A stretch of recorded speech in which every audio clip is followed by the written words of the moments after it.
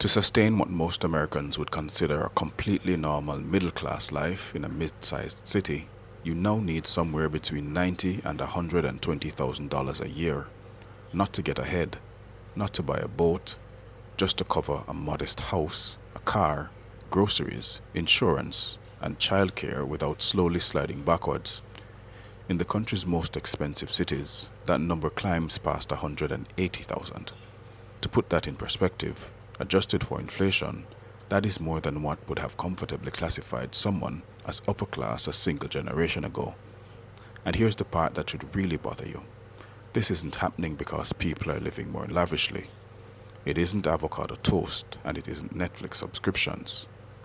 Financial planners who work with these households day to day report that their clients aren't reckless. They track their mortgage and their car payment down to the dollar.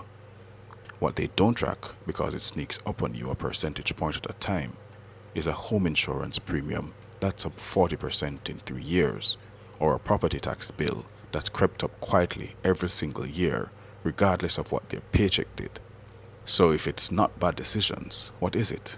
Why has the cost of simply being middle class exploded, even for households doing everything supposedly right? Is this a temporary rough patch or a permanent shift in how modern economies work? And is there actually a name for what's happening to you, or are we, per usual, going to have to make one up?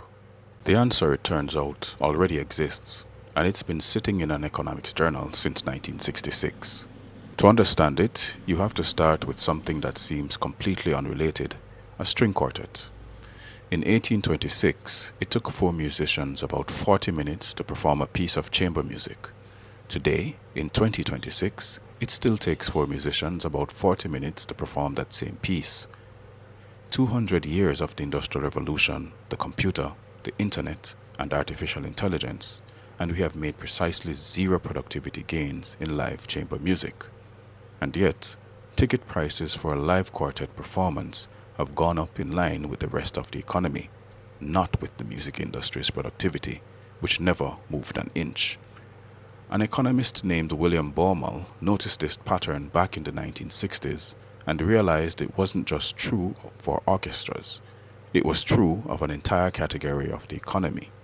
Anything that fundamentally requires a human being's time and can't easily be automated away. He called it the cost disease, and once you see it, you cannot unsee it in your own bank statement. Here's the mechanism, and it's simpler than it sounds. In sectors where technology genuinely boosts output, like manufacturing, agriculture, or consumer electronics, one worker today can produce vastly more than one worker 50 years ago. A factory that used to need 200 people to build cars now needs a fraction of that amount, thanks to robotics and automation. Because those workers are so much more productive, employers can pay them more while the price of the product they make actually falls. That's why a television is relatively cheaper today than it was in 1990, despite being dramatically better. But in sectors like healthcare, education, and childcare, a nurse can't treat twice as many patients per hour just because technology improved elsewhere in the economy. A teacher can't double their class size without the quality collapsing. A childcare worker still has to watch the same number of toddlers, no matter how good our phones get. The output per worker in these fields barely moves. But here's the trap. These workers still have to be paid competitively, because if a nurse can earn more doing something else, she will simply leave the profession. So wages in these low productivity sectors get pulled upward by the high productivity sectors around them, even though nothing about the actual job got more efficient. The result, according to economic analysis, of this effect, published as recently as this decade, is completely predictable. The price of goods falls, the price of services rises, and services just so happen to include almost everything that defines whether you can call yourself middle class. This is where it gets personal. Go back 50 years and ask what made a household middle class. A single income, usually. A paid-off home by your 40s. A pension. Maybe a car or 2. Almost none of these things people needed back then were about labor-intensive personal services in the way we mean today. Fast forward to now, and the list of things you need to maintain that same social status looks completely different. You likely need 2 incomes just to cover your rent or mortgage. You almost certainly need childcare if you have young kids, and full-time care for 2 children in many parts of the country now costs more than many families spend on housing itself. You need health insurance, and insurers, doctors, and hospitals are all subject to the exact same cost disease as that string quartet. Healthcare productivity barely moves, but healthcare wages, like everyone else's, are pulled upward by the broader economy. And you probably need a credential, a degree, or a certification just to access a stable job in the first place, which means you're paying tuition, a service that suffers from precisely the same disease, to institutions that, again, haven't gotten meaningfully more efficient at teaching a lecture than they were decades ago. Now, before you assume this means the whole economy is doomed, it's worth being fair to Baumol's original insight, because it wasn't actually pessimistic. His point was that rising costs in these sectors are, in a strange way, a symptom of success elsewhere in the economy.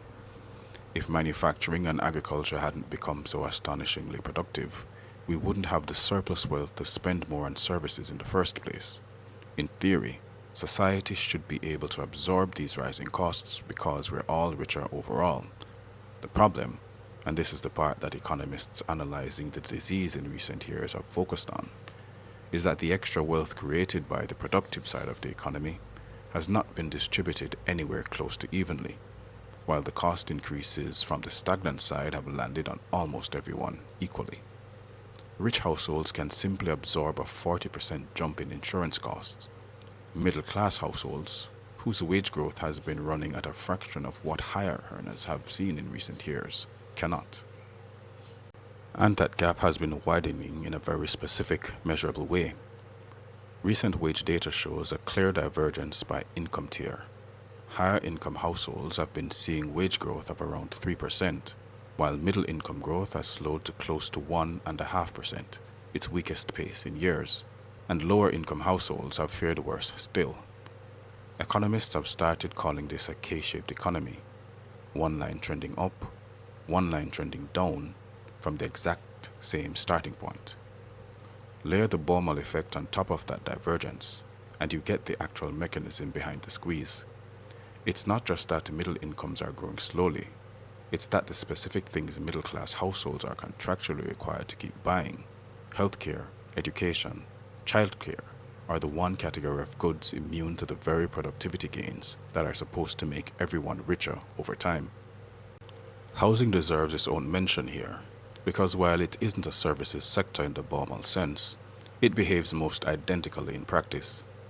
Global research on household affordability has found the ratio between home prices and household incomes has climbed substantially over roughly the last decade and a half, with some regions seeing that ratio nearly double.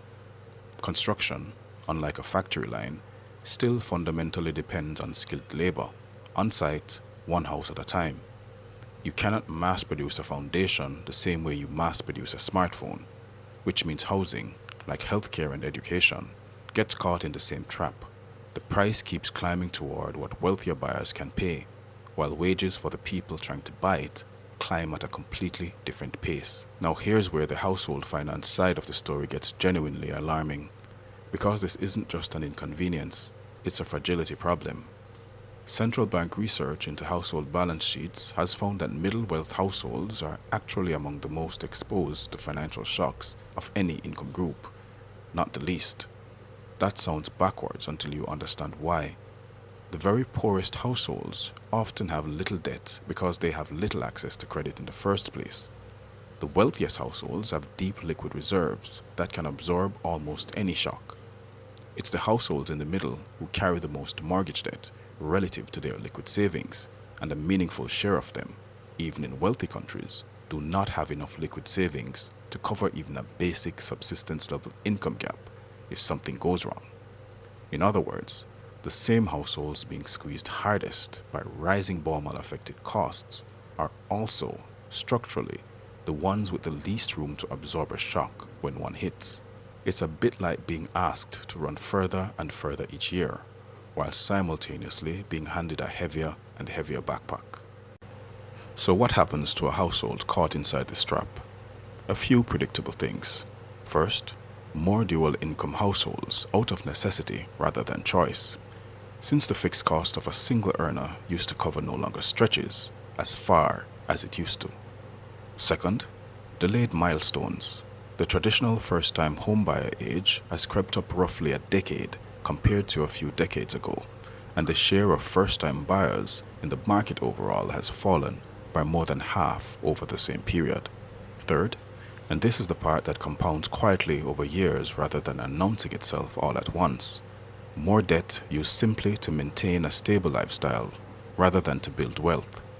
Borrowing to cover a stagnant sector's rising cost is a very different thing from borrowing to invest in an appreciating one, and yet from a monthly statement, they can look identical. There is one more twist here worth sitting with, because it explains why credentialism specifically has become such a flashpoint.